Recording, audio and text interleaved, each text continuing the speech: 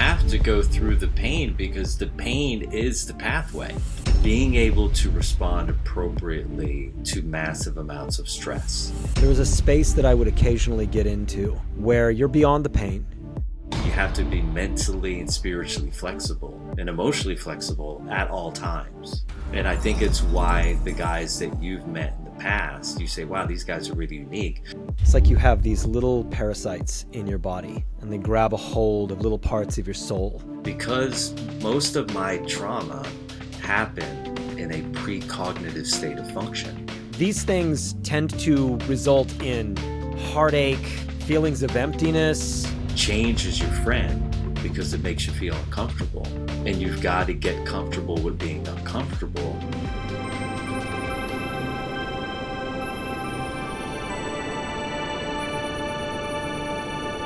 I'm so excited to have you on the podcast today. To everybody in Mindful Mutiny Land, this is Christopher Lee Maher. And Christopher, can I just ask you to tell us what your bio is and what you do? What's my bio? I've been on a lot of podcasts. So I've heard people say my bio again and again and again and again. And so, the thing that's important for people to know about me is that I work hard, like most people. I care a lot about my family. I'm very generous with my time and my energy, and I love to travel, and I'm philosophical in nature. I love music. I play music. I love the body. I'm always figuring out new ways in which to move my body and open it up that will benefit other people in terms of reducing stress and tension and distortion and pain. I'm a former U.S. Navy SEAL. The way I got into this body business of healing the body and growing the body and deepening my understanding of the body was I was suffering. And so I want everyone to know that I was never the guy that was thinking, I want to do something that's going to benefit the world and help everyone. I was suffering from what I would call this term, what you said, maybe the spiritual sickness or the emotional sickness that everyone was suffering from. And I put my external achievements above my internal focus. And that led to a body that was riddled with joint pain. I had intense levels of insomnia. I was losing my vision. I was losing my hearing. Just so you know, these are not glasses that I have on so that I can see better. These are glasses because I spent a lot of time researching blue light toxicity.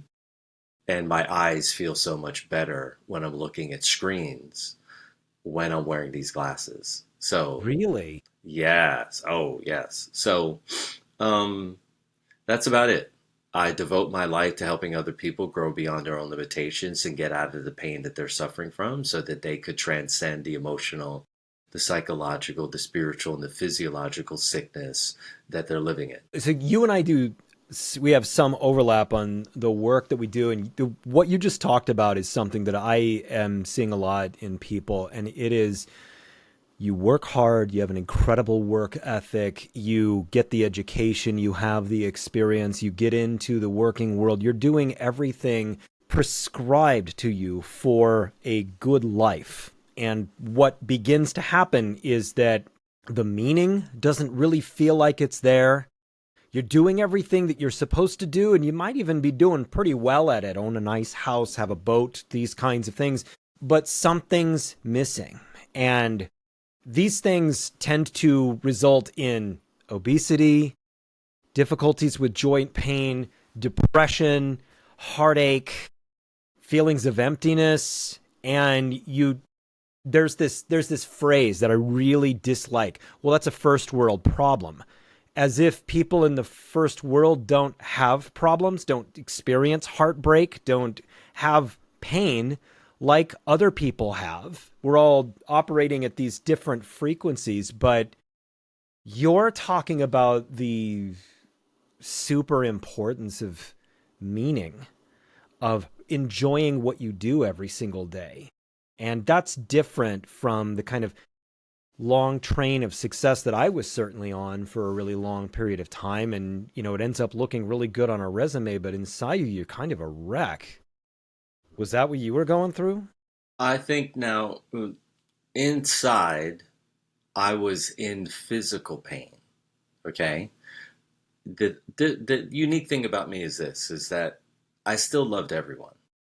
Right. So I I wasn't alone in the sense that I didn't have friends or family. I had uh, people that I cared about. I was driving this car faster than it could go, and I was doing it every day without reprieve. And my body pushed back on me and said, "Hey, you need to slow down. You need to learn to let other people come in and help you and assist you." So I was emotionally connected and had very solid relationships while simultaneously being hyper independent emotionally, in the sense that I refuse to ask other people for help. And that comes from being indoctrinated in 10 years of boarding school, being in the foster care system at 7 years old, and Wow. spending, 8 years in the military, and the majority of that being a U.S. Navy SEAL. So, from the time I was 7 until the time I was 27, all of those ideas were reinforced. And so I thought that I was doing good by myself.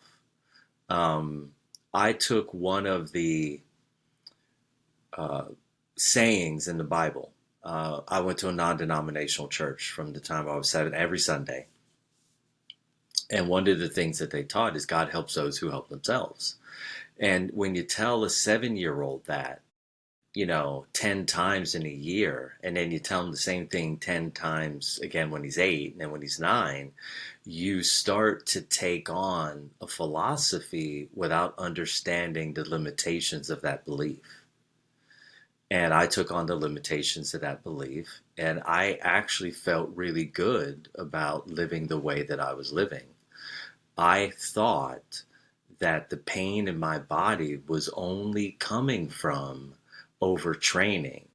I didn't realize that it was coming from post traumatic stress. Okay, so the pain, the post traumatic stress. Yes. I imagine that being a kid in the foster care system wasn't easy, and that some amount of trauma, certainly in your heart, came from that. I would also imagine that your time in the military added to some of that trauma and the things that you were engaged in. Yeah. When did it become apparent to you that the pain in your body was, at least in part, psychological or spiritual? It's interesting. Once I started to get rid of it, then I started to have an awareness of where it was coming from and how it was limiting me, because I was having the exact opposite experiences. So instead of being contained and controlled, I was open and transparent. Instead of defending my position, I was defending others. Instead of having deep states of anxiety, I was having deep states of excitement. Instead of having these low level fears running in the background consistently, I was having confidence. Instead of being self righteous, I was being righteous towards myself, my friends, my family, my community. So as the tension started to pull away from me, that's when I became aware of the impact of it from a philosophical level, from a spiritual level, from a psychological level, because my psychology started to expand. And I didn't had no idea that a child, when they go through things that are difficult, because most of my trauma happened in a precognitive state of function, meaning at a subconscious level, because it happened between womb and 7 years old. Right on day two, uh, the doctors broke my legs and casted me because I was born bow-legged, And that was a practice they used to do. Probably a bad idea to do that to a 2 day old baby. I was Okay. circumcised on the first day. So you damage my willy, you break my bones in my thigh, at mid thigh. That's the first 2 days, right? And then my mother's having a nervous breakdown. So I'm being emotionally abandoned. That's happening day one, two, three, through the first 10 days. And so that was my introduction to Earth.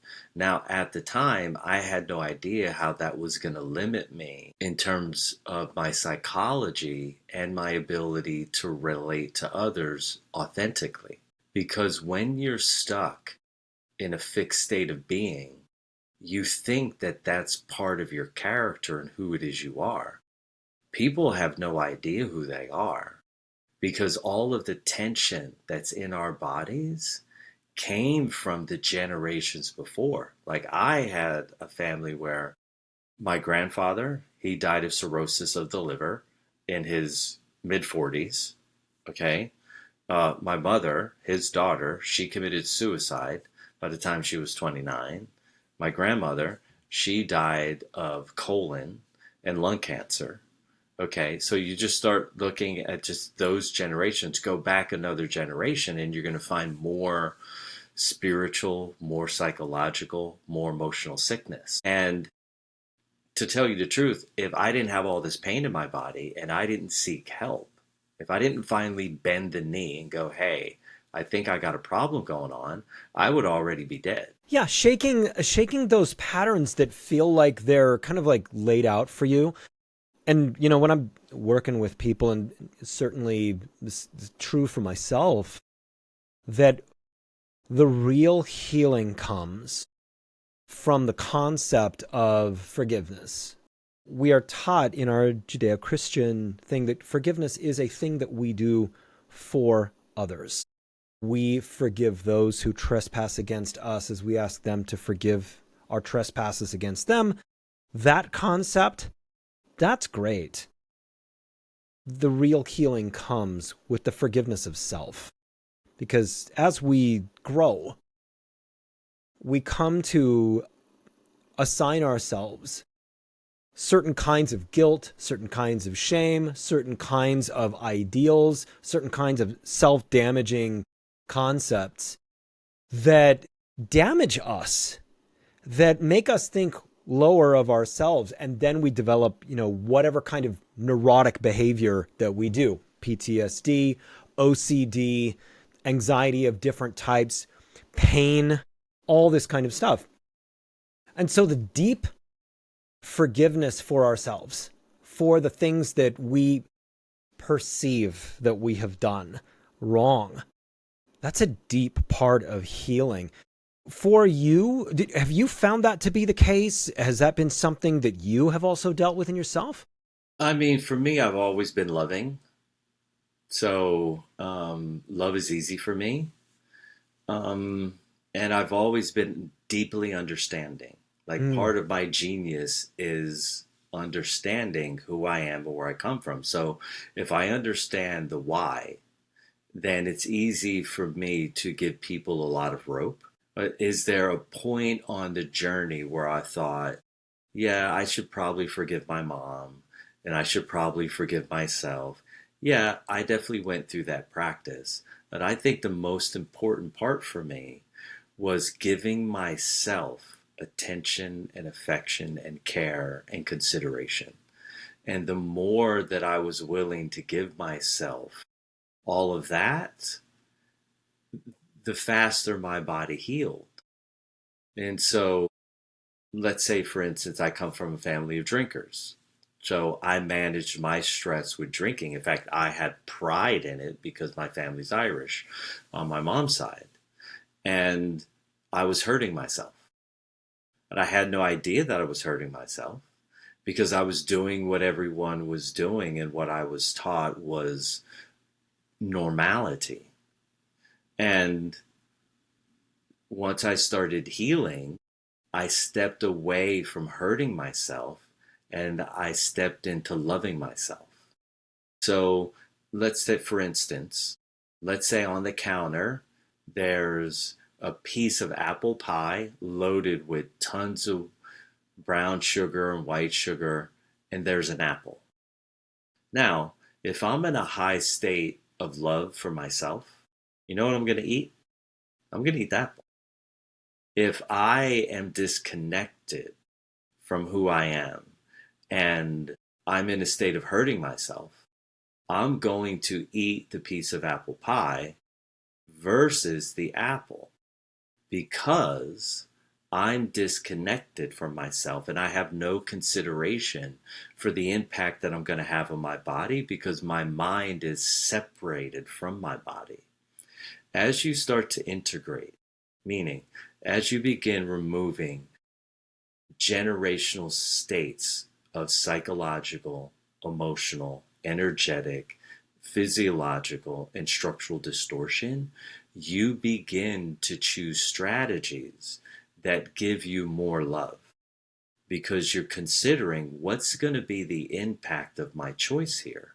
Is this good for my body? And then your body goes, hey man, this guy's really listening. He cares about me. And if I care about my body, if I love my body, I make really good choices around my sleep. I make very good choices around what I choose to take in. Like you're never going to see me watching a horror film. I'm never going to take that into my brain. Now, when I was younger, I thought all of those movies were funny. But as I started to open up my energy field, as I started to open up my body, I started to open my mind, I started to open my emotions, I could feel the negative impact of those movies. Yeah. But when my body was closed and I was tight and I was stressed, that stuff would bounce off of me.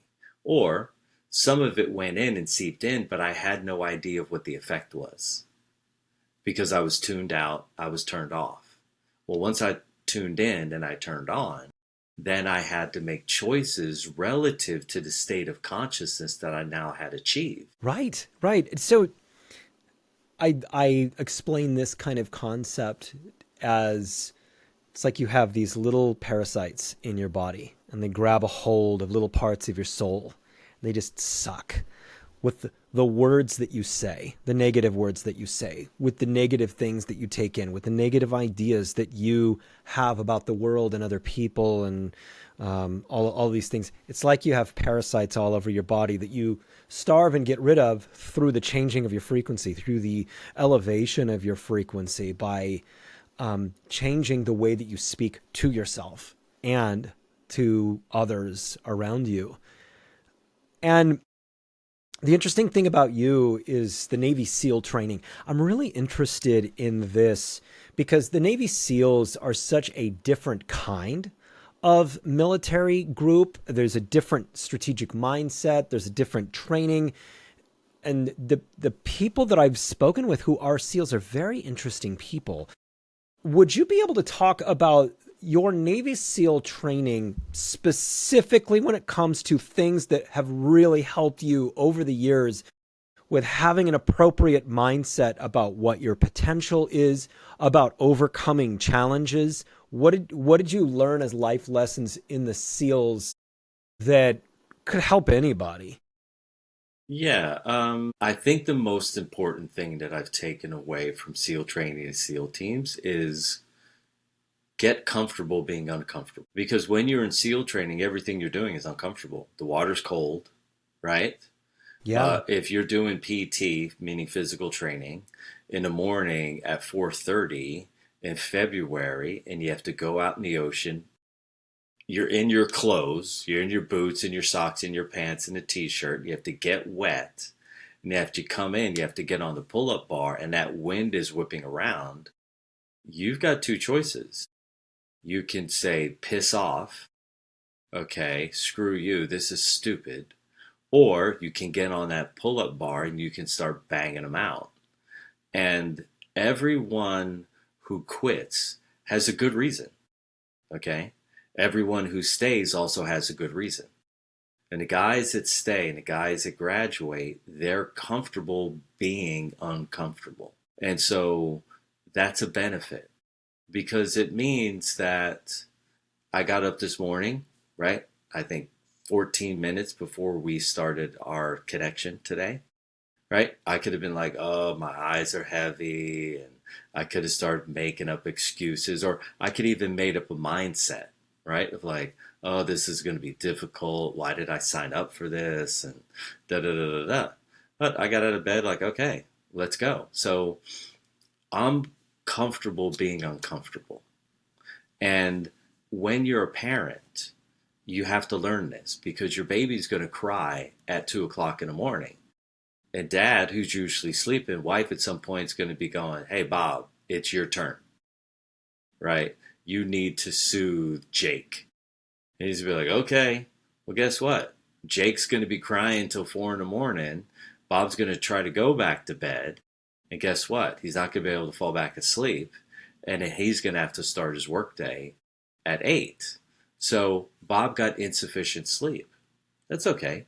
So children will help adults get comfortable being uncomfortable because they have something greater than themselves. They have a why. They have someone they care for outside of themselves called the child. Well, you have to have that kind of motivation for yourself, right? A lot of people they rarely have lives where they're uncomfortable. And I want to teach people, no, no, no, no, no, no. Get in the pain. Like the last time I did weight training was like years ago. So I was recently in Hawaii for a 10-day vacation. And there was a weight room in the hotel that I stayed in. And I remember I went down for the first set of repetitions, and it was leg extensions. And I went to push the weight. And by the fifth one, I was like, whoa, this is uncomfortable. I Yeah. haven't had this feeling in years because I don't weight train anymore, right? And and then I remember the next day, I was like, oh, that was kind of ambitious. Maybe that was too ambitious. And then by the third day, I was like so happy to feel and get into the feeling of discomfort because I forgot what it was like to be under an intense load of weight and how that feels to your bones and how it feels to your ligaments and how it feels to your tendons, how it feels to your muscles, how it feels to your fascia, how it feels to your blood. And I was like, oh, I remember this feeling. Wow, this has been a while. I think I should probably do more of this now. So then every morning or every afternoon, I was down there banging it out because I felt the value in the discomfort. Well, And so yeah. and so every opportunity that I get in order to get uncomfortable, I'm going to do it. And I imagine that there's not a ton of spirituality gone over in Navy SEAL training. Oh, there totally is, right? Tell me Because, about it. oh, 1,000%. Because, for instance, if you look at spiritual qualities, transformation, growth, openness, clear communication, perfection, discipline, principles, values, morals, ethics. All of that is embedded in the program in SEAL training. And your internal set of ethics and values is being tested every day. Your morality is being tested every day. Your reason for being there, your discipline, your organization of your time and your energy, all of that's being tested every day. Like, for instance, once a week, or maybe sometimes, I guess, some weeks twice, the instructors are coming over to your room to check out your room. And if they find one grain of sand on your floor, okay, and remember, you're at the beach. SEAL training happens in the ocean, on the God, yeah. beach. So you imagine the amount of sand and dust and dirt that you drag around. They're going to trash your room. Everything is going to be on the floor in the middle of your room. And the reason, because they're trying to teach you attention to detail, because God is in the details. And so my feeling is that SEAL training is a very powerful spiritual school. And I think it's why the guys that you've met in the past, you say, wow, these guys are really unique because we're very disciplined. We're very focused. Focus is a spiritual quality. We're very open minded. where we understand the value of transformation. We understand the value of change. Because guess what? When you're in the SEAL training, you got an idea of how things are going to go, but then instructors are going to change how that's going that day just to trip you up constantly. Right. So you have to learn to be malleable. You have to be mentally and spiritually flexible and emotionally flexible at all times.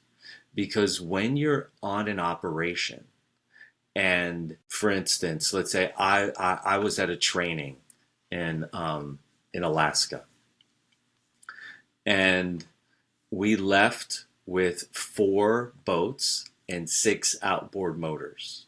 Okay. And we were going to an island to survey the island and do some recon. And then we had to come back, and I think the transit was like 57 or 75 miles, right? And it was in January. The water was freezing. The sea state was 25 feet. And we're in these tiny little Zodiac boats. By Wow. the time we got to shore, we had 1 outboard motor working, dragging 4 boats tied together. And everyone had full blown hypothermia. Now, it would have been very easy. So imagine we're in the middle of the ocean with our boats tied up together, trying to grab these, 75 or 150 horsepower, 175 horsepower engines, while the sea state is 25 feet, and we're transferring these motors from one boat to the next, right? And you Yeah. can imagine what that's like. And it's January in Alaska. Okay. And so if you're spiritually weak, okay, you're going to give in. Okay. Your hands, you couldn't even move your hands, but you have to figure out how to get this job done. And we're able to get the job done. But that would be, standard operating procedure for guys that are in the SEAL teams. And of course, the next day we're out working out and doing our thing. No one's like, oh, last night was so difficult. Grabbed a couple hours of sleep, got in the classroom the next morning, and got to business as usual, because there's no time for complaining, there's no time for bitching, there's no time for moaning, because you have to deal with what's in front of you. And life is always going to throw something at you, a speed bump, to see how you're going to respond. Are you going to be present, or are you going to give yourself an excuse to be absent?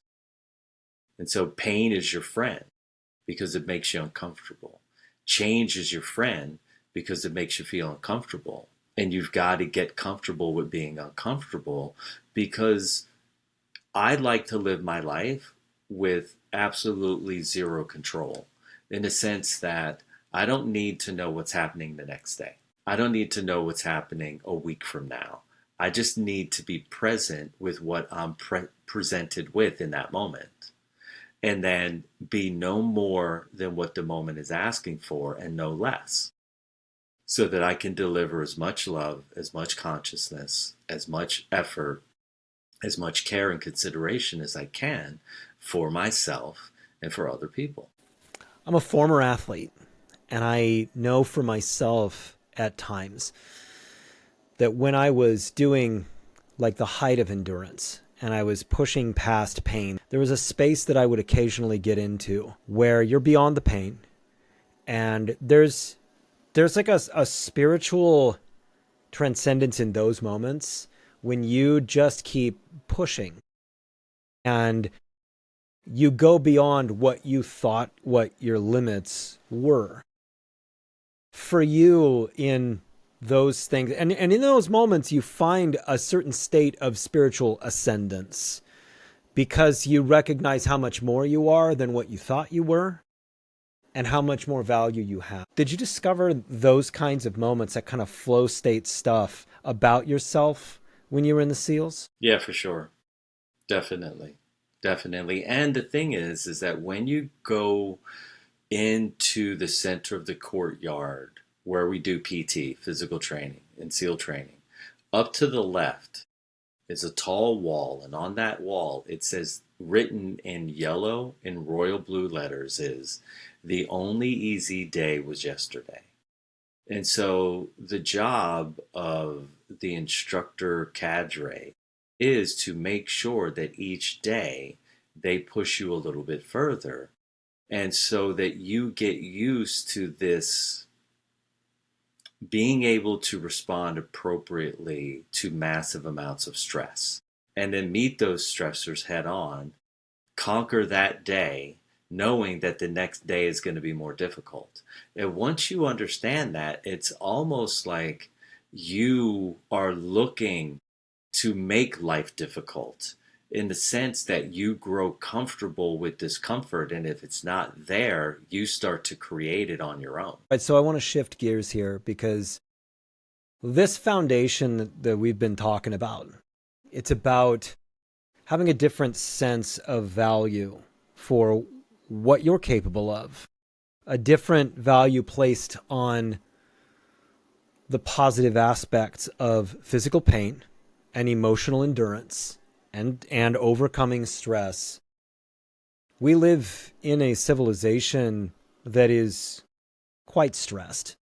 And it's stressed for a lot of different reasons. It's stressed in that for the past 50 years, we've had an economic system that has drawn us to a point where people are not comfortable.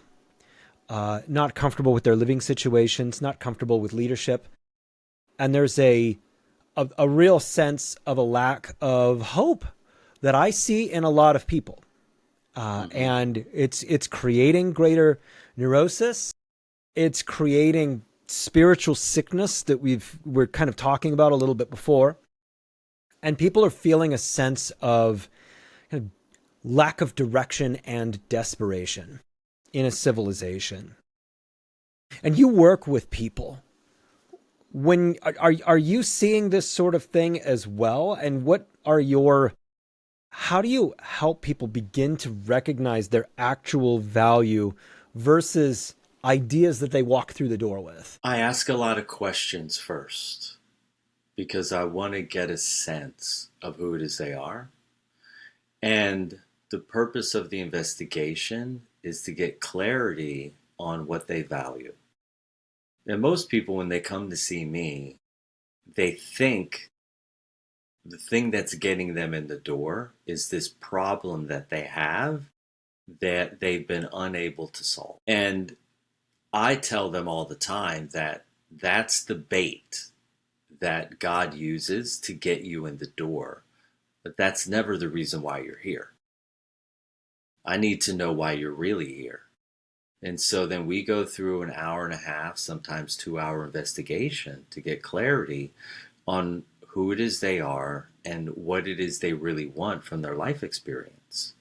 And once we put their focus over there, right, it's easy for them to create intentions that line up to their value system.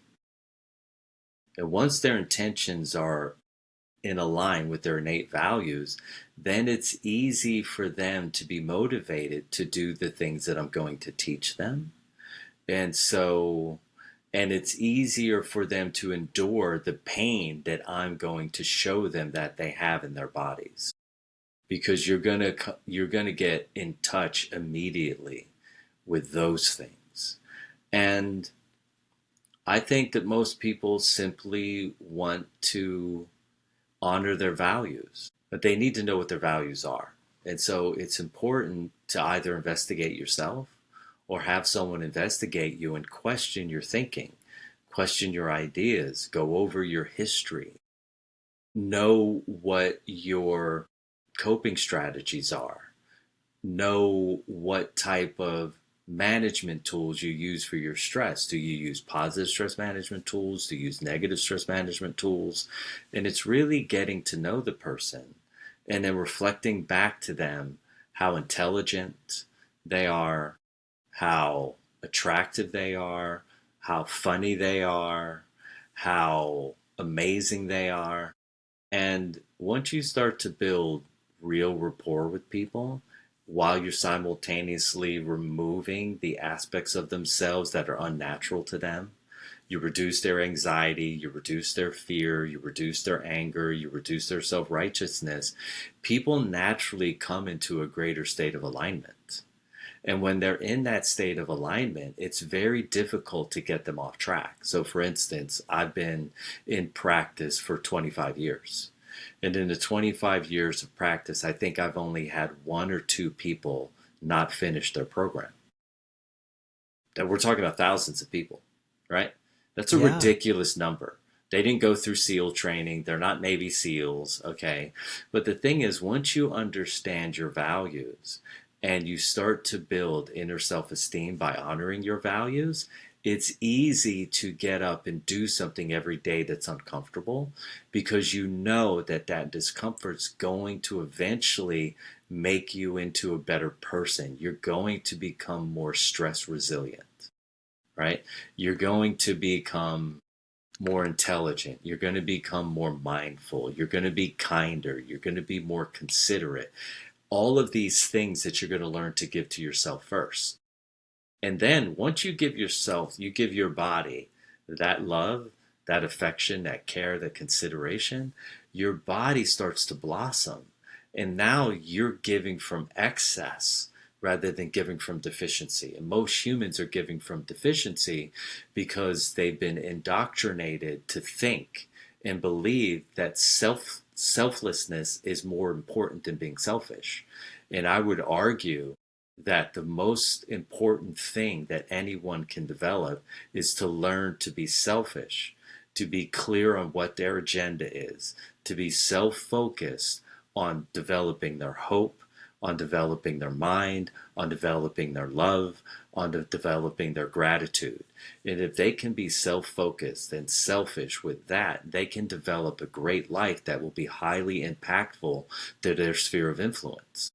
And if they do the other and they sacrifice themselves in order to maintain relationships with others, to get consideration, to get love, to get affection from others, they're going to be drained, they're going to be tired, they're going to eventually get to a state of exhaustion, and they're going to break down emotionally and psychologically. I, you kind of answered all the next questions that I had. Because you're talking about like the elements of meaning and happiness. Yeah, And these are the elements of what it takes to be fulfilled, to be happy, to have a sense of real value that's built internally. yeah, It's not built from the way that other people choose to accept you.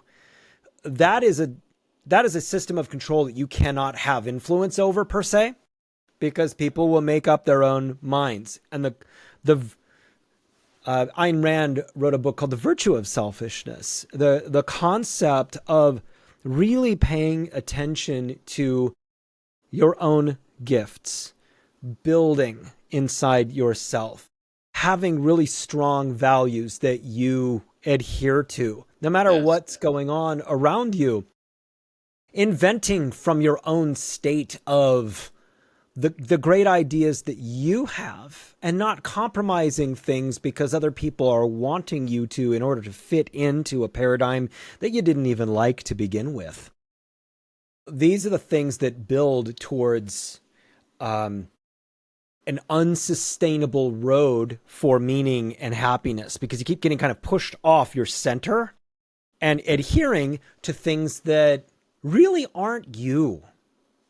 And you tend to suffer greater losses the further off your center that you actually are. And can you talk about what, for a civilization, builds the greatest cohesion, builds the greatest sense of function of a functional society? What are those things? yeah. I think the most important thing really is spaciousness. And what I mean by that is giving yourself and giving others the space that they need in order to satisfy their curiosities, separate from judgment, separate from the limitations of our own ideas, how other people should live. And in that spaciousness and in that curiosity, they're always going to come back to the same place. And what I mean by that is they're going to discover that in the beginning, there was love. And in the end, love is all that matters, regardless of whether they're choosing to be an astronaut or a mom of five or, a professional soccer player. At the end of the day, it comes down to love and gratitude, right? And so, however you get there is unimportant. But you're going to get there. You're going to push up against the limitations of control and containment. And so this is where an open mind and vulnerability and spaciousness have great value. And of course, we need to live amongst each other, right? So when you get on the highway, is it a good idea to drive 140 miles an hour? No, I like to do it, right? It feels good. I do it maybe at like 2 o'clock in the morning when there's hardly anyone on the road. But is that a bad idea? Meaning, are there certain things that I need to give up in order to move through the world in a way that's safe and reduces the amount of harm that I could have on a stranger? I think that's a good idea. Okay. Now, if I want to go 140 miles an hour, I can get a car and I can go down to a track where they have safety embedded in their system to allow me to have a good time with the least percentage of causing harm. Okay. Now let's go to something like I'm a farmer. All right. I have a crop. Now we're in the yield. I have a leftover. I have a surplus that I don't need. Do I mash it up and throw it back in the field, or do I give it to people who are in need? Sure, right? Like, I think humans come to these rationalities all on their own, and that the less regulation we have, the more humans would learn on their own the value of love and consideration and care. But I think when we are in societies and in communities and in cultures that force our hand, they never allow us to discover who it is we are and why it's important to care for ourselves and care for others equally. And so then we're forced into putting others first and ourselves last, or we're forced into putting ourselves first and everyone else last. And I think when you have enough space to move around in your environment, you'll always come back to love. And when you don't have that, you won't have your own self discoveries. And so you'll be resistant and resentful for the rules and the regulations laid down by local, uh, city, state, and federal governments, because it feels like you're under control, and then you're going to do everything that you can to numb out from that feeling of being controlled. So I think in our society, again, we have to have less regulation and more education towards the value of transformation and a focus on what it means to be a loving human being, what that might look like, and never force anyone into that position. Let them discover in their own time, in their own way, who it is they are. And once they understand who they are and the value of understanding who you are, they'll give everyone the space to be able to discover who they are too. Yeah. Yeah, I think we're right now kind of a long way off of that Way, right now. way. The the siloed manner of thinking that there is right now. I'm watching people who are so deeply entrenched and embedded in a deeply moral and cult-like manner of thinking. They cannot empathize with people who don't think like them. Mm-hmm. And I'm seeing this as I'm watching old friends deteriorate Mm-hmm. in in from the kind of shiny, fun human beings that I once knew them to be, because they are seeing the world through the lenses of modern politics, right? This the way that we have all been so deeply pushed to one side or another, and then it makes an enemy out of your neighbor. And if the both of you engage, even if just one of you engages in that, it makes it really difficult to maintain a relationship.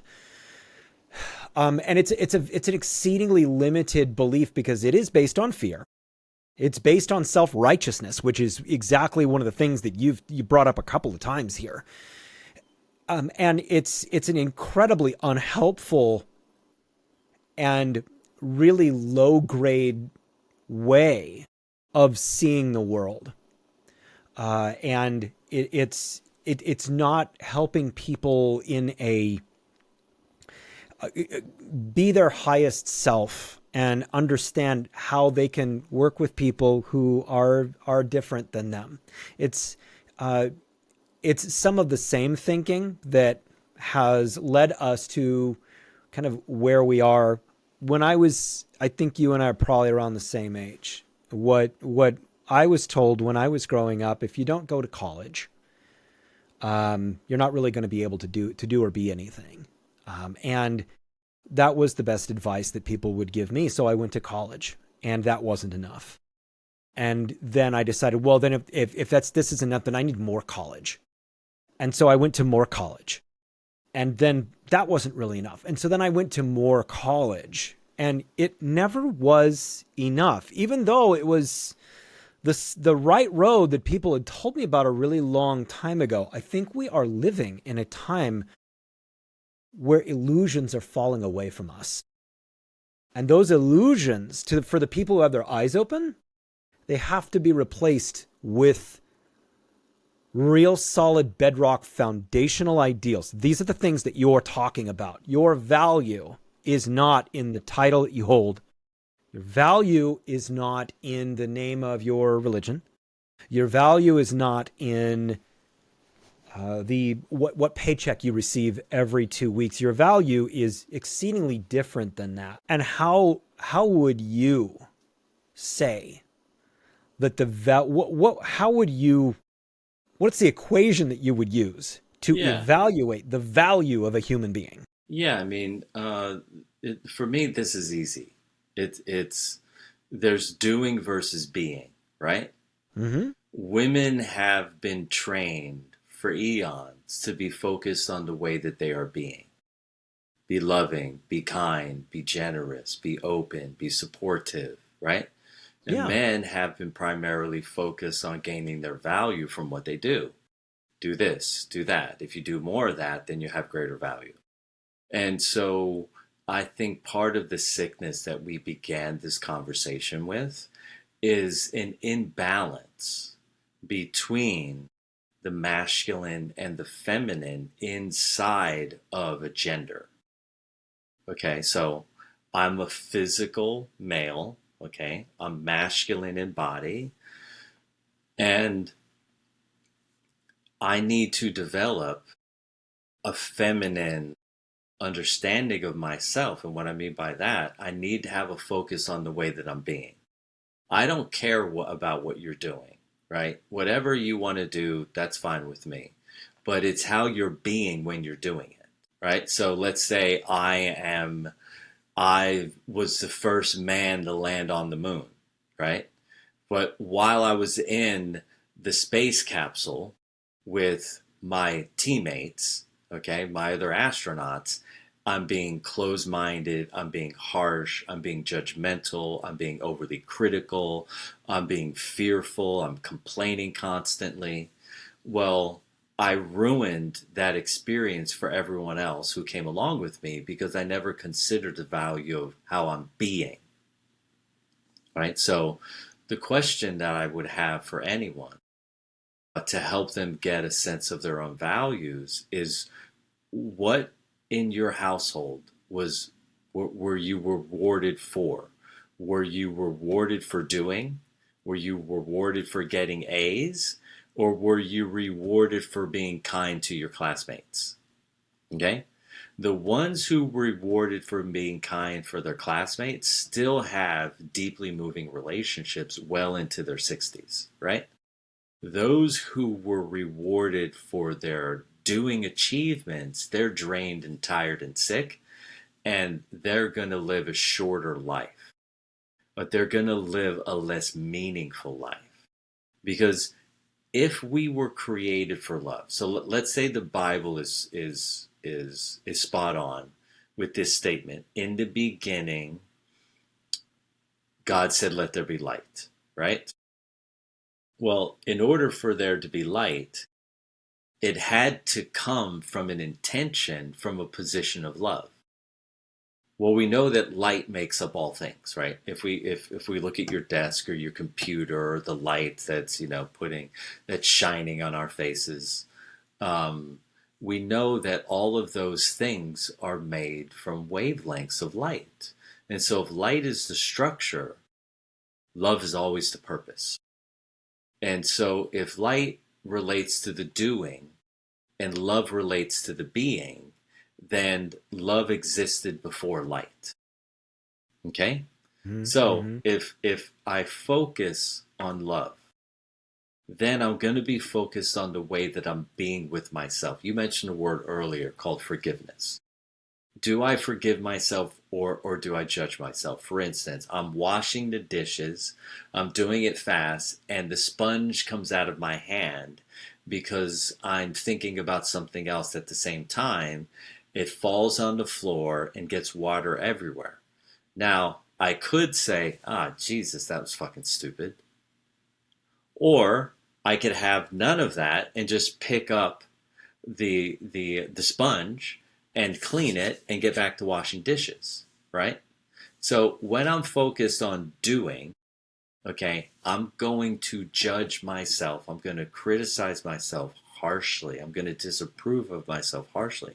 When I'm focused on being, I'm going to give myself the space to make mistakes and then learn from those mistakes and see those mistakes as something valuable for my growth. And so, what I would say, if you're going to assess yourself as a listener on this podcast and you're tuning in with Mindful Mutiny, you have to be mutinous against the excessive self-criticism, the excessive self-judgment, the excessive self-approval, disapproval, and the excessive overly moralizing positions that we take over ourselves. And if you can do that successfully, if you can take mutiny against that part of your mind, and you can be less self-righteous towards self, you will give yourself the space necessary to begin to find the purpose for which you were born, which was simply to experience the limitations of your love. Is your love conditional? Is your love unconditional? If your love's conditional, then you get to look at yourself and go, hey, why am I being this way? Why am I thinking this way? Why am I doing this? Why am I saying that? And as you begin to question yourself, question your mind, then you're going to be able to develop new ways of interpreting your reality, externally and internally.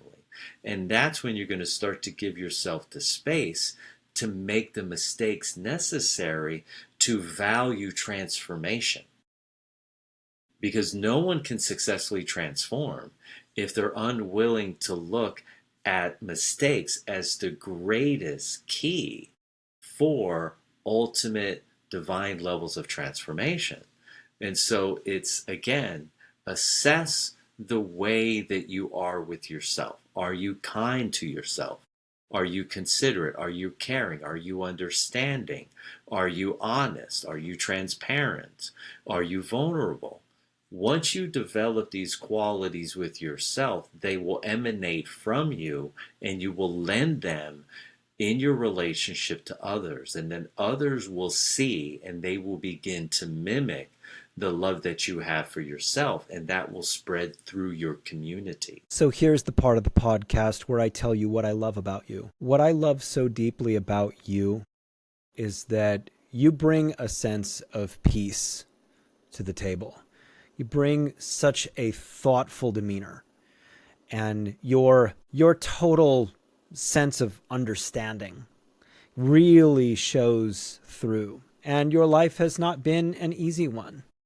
And what you have done is embraced discomfort in the way that you've talked about here. And what you shine in is helping others see the meaning in discomfort and what they can do to take the misfortunes in their lives, the frustrations in their lives, the unfairness of their lives, the pain in their lives, and transform those things into something that is meaningful and that can benefit themselves and, by virtue of that, the rest of the world. You don't bring some hyper macho bullshit into discussions because you've been a SEAL or highly military or anything like that. What you bring is a sense of spiritual maturity, a means of teaching people how to really, truly be the strongest you. Because it's not just about how many reps you can do. It's not just about how far you can run. It's about who you actually are deep down. And each of us have a tremendous calling to be the highest version of ourselves. And it's often something that we don't completely realize in our lifetimes. And sometimes it takes somebody who really has been there to stand next to you and to help you recognize the ways in which you're just about there and the ways in which you're way off. And so the kindness, the consideration, the thoughtfulness, and the authenticity that you bring to the table is something that I just really love about the way that you are. Thank you. Thank you. When you talk about the discomfort, the thing that comes up for me, and I remember the day that I decided to bend the knee. And I was in Iceland, and I went to a sweat lodge, which was run by this gay couple named Noni and Hathard. And it was the fifth round inside of the sweat lodge. So imagine we're in here for 3 hours, right? And I mean, it is hot. And then at this point, they want you to raise your hand towards the top. And I started putting my hands up, and the tips of my fingers were burning. And I heard this little voice. For the very first time, it said to me, Christopher, you're uncomfortable. You can lay on the ground. Nobody cares, right? Because I'm like, oh, I need to be the last one that puts their hands down and da-da-da-da. And I did have, the macho bullshit and all that stuff. But the day that changed was that day. And I just heard this little voice said to me, why don't you just lay on the ground? It's nice and cool. And I thought, wow, you mean I can do that? I don't have to suffer through the burning feeling in the tips of my fingers?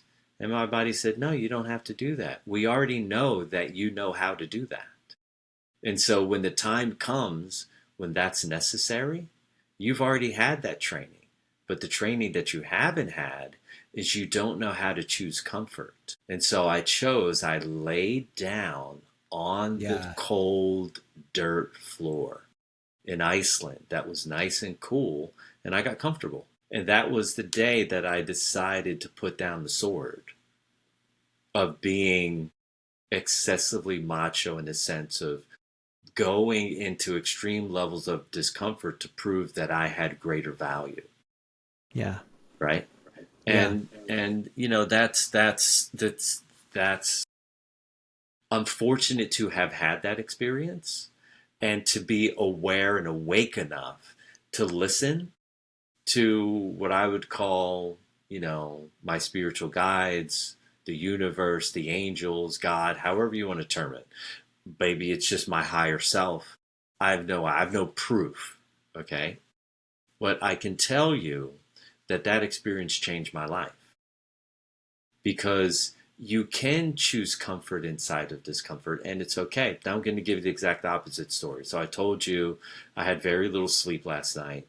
I got up, 14 minutes before our call, But what I didn't tell you is that I've told myself that for the next 90 days, I'm going to do a certain kind of training, right? I'm going to meditate for so long and blah, blah, blah, blah, blah. And I didn't do what are called my best exercises, which are bioenergetic self transformational sequences that I've been developing for the last 25 years. And it was, I think it was like 2 o'clock in the morning. I just got done doing some research and some investigation of some things that are interesting for me. And I was ready to go to bed. And the little voice inside of me said, "Hey, remember, you still have your best exercises to get done." And I went in my training room and I got down for 45 minutes, right? And most people wouldn't do that, right? But I wanted to keep my word to myself, okay? Because when I keep my word to myself, I build inner self esteem. When I keep my word to others, I build outer self esteem, okay? So I was willing to get uncomfortable. Now, the day before, when I was doing this particular position to open up the front of your chest and your abdomen, I decided to do 16 repetitions.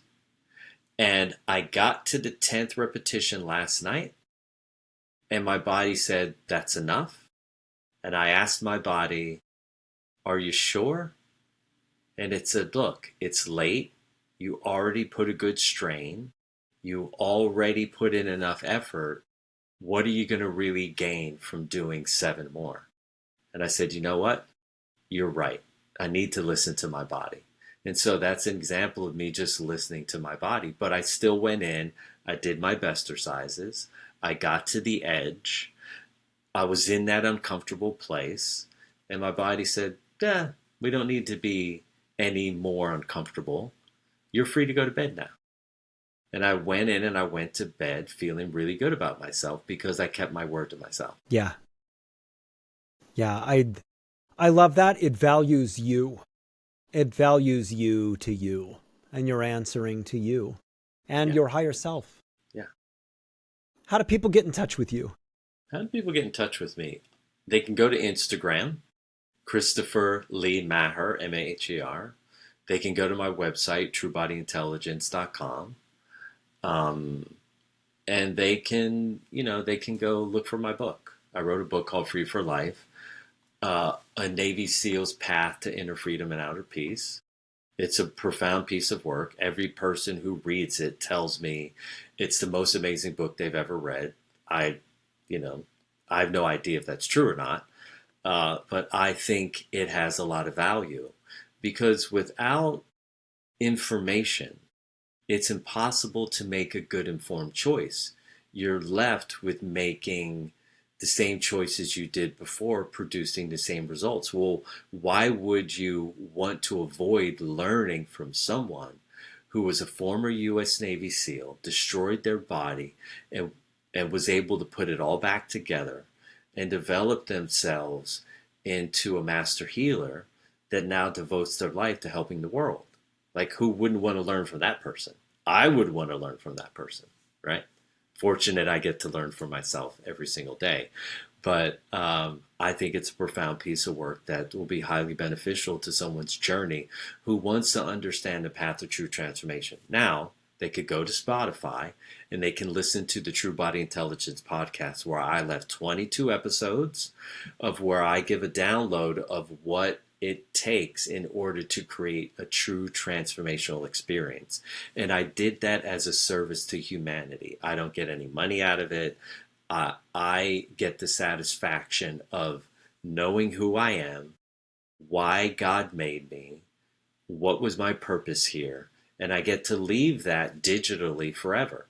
That can live forever, forever, forever, forever. So anyone can find the path of true transformation in all facets if that's what they want to do. If they feel like that's part of their life purpose. We're going to have the links that you've talked about here in the show description of this episode. And I want to thank you for being on Mindful Mutiny. It's been an awesome conversation. And I want to extend an invitation to everybody who is listening to this to please check out what Christopher Lee Maher is doing. It's an amazing thing. Check out that Spotify stuff. It's really an important work for transformation. Please don't forget to like and subscribe to the Mindful Mutiny podcast, because that is how we end up bringing you awesome guests like this. And remember, in a lifetime, there are more decisions than anybody can count. Living the highest form of yourself is the most rewarding thing that you can do. Make incredible, positive, risky, and bold decisions to be the highest version of you. Now go be something great.